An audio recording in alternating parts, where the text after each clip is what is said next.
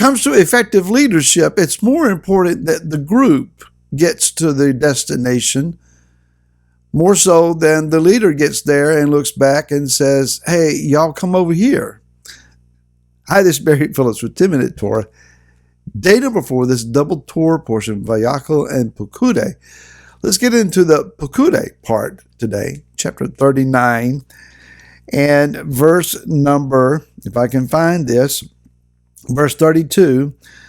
And all the work of the dwelling place of the tent of appointment was completed, and the children of Israel did according to all that Yahweh had commanded Moshe, so they did.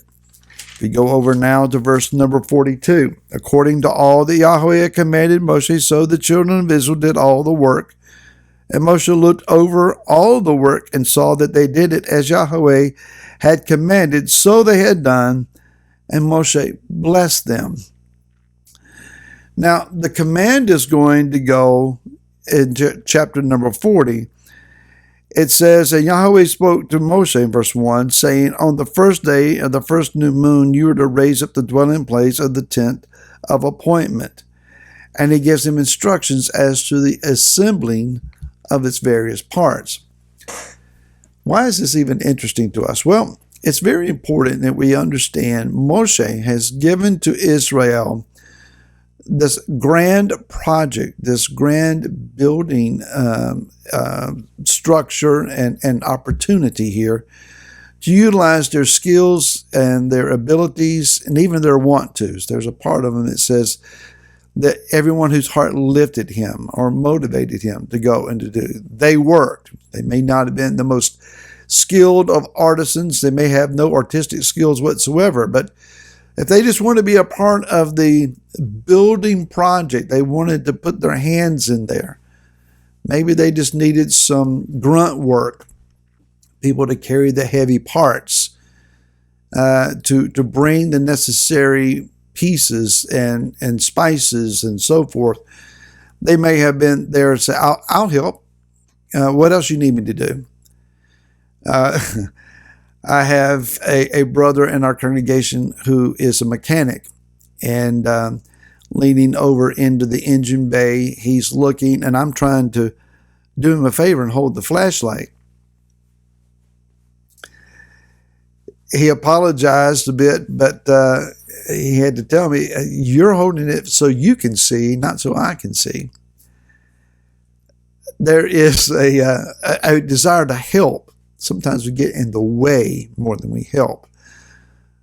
But even here, I think that there was an opportunity for people to get involved and to put their hands to it. Yah's not really excluding volunteer help. He'll find a place for it. The protocols may restrict us, but if you want to work in the kingdom, if you want to get your hands dirty, if you want to help, the Father will find you a place to put you to work. Now, good leadership is not about the leader getting to the destination. It's about the group. This is a lesson that I personally had to learn over the last 40 years of pastoral leadership. When I first got started, Laura and I first got into some evaluation of who we were and what our ministry skill sets might be and what our calling might be. We did some testing, and this is very, very, very early on in our ministry time and marriage. And I remember we were sitting at this group setting among others at this table, given a questionnaire, and basically, we were being milked down to one of 4 categories. We were an Andrew, either an Andrew, somebody whose ministry is to bring people to Messiah. We were a Peter, who is get out of the boat and let's go. Or we were a Philip, who calculates and says, well, I figured this out, and it's going to take this much money to buy this much bread. So it's the guy who leads, or the person who leads by figuring things out and does so mechanically. Or John, who says, let's just all get in here and get around the close proximity of Yeshua and lean over on his chest. The goal is just to be close to him. I was shocked. I figured I'd be an Andrew. I was shocked to find out I was Peter. Get out of the boat, y'all come. My pastor saw the result of my work on the questionnaire, and as I sat confused, he laughed because he knew that's who I was all along. I got to say that run, charge, go as fast as you can. We're at point A. All I know we need to do is get to point B. Y'all come on, let's go. And whether I take the group with me or not, man, I'm going. And I'm going to lead by example and inspiration. Come on, let's go. That works some of the time. What I didn't want to hear and what I was told is eventually those who are initially Peter will become more like John, and they will become more group focused. And I have to say, now these decades later, it's important to me about getting the group to the destination.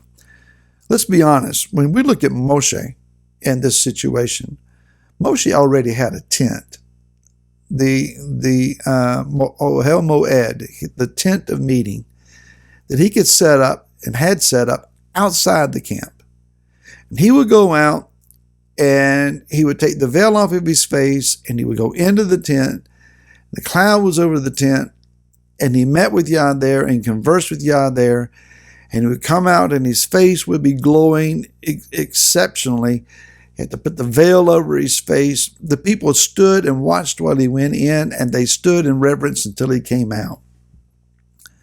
Moshe had his own thing going. He had his own private meeting chamber with the Most High. As far as he was personally concerned, he really didn't need the tabernacle in a manner of speaking, but Israel did. Israel couldn't go with him into that tent. Leadership says, I need to get the group to where they encounter him as I am finding my own personal encounter. There is this wonderful, euphoric aura of light and glory when corporate worship is taking place successfully. The music is right, the singing is such, the heart is expressed, people's faces are washed with tears, hands are in the air, and you can just feel the gentle breeze of the Ruach's breath moving through the congregation. That's powerful, wonderful, and we yearn for those moments. That's something special. As those that are in leadership, regardless of what level or part you play, before the corporate can take place, the private needs to take place. There is need of teachers, leaders, whatever the role is, to spend some time saying, Father, I need to discern your heart. I need to hear from you. I need to understand you. I'm here to look for your face. I'm here to listen to your voice. Reveal yourself to me. Show me how to walk before you, how to lead this people that you've entrusted to me. Out of that overflow, then when the corporate body meets, there is this additional overflow, and the whole body is edified.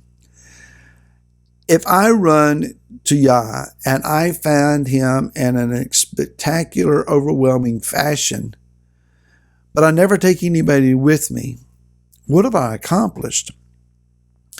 Yeshua came and he revealed to us, he said in the book of John, he said, I did not come to do my will. He says, I have come to do the desire of him who sent me. That's book of John, chapter 6 and verse 38. And then he also said in John, Yochanan, chapter number 14, verse 10, do you not believe that I am in the Father and the Father is in me? The words that I speak to you, I do not speak from myself, but the Father who stays in me, he does his works. Believe me that I am in the Father and the Father in me. Otherwise, believe me because of the works themselves. And then he says, and greater works shall you do. If I do what the Father wants me to do, it provides a place for you to do what it is that the Father wants you to do. Let's do it together. And we'll see you again tomorrow. Until then, shalom.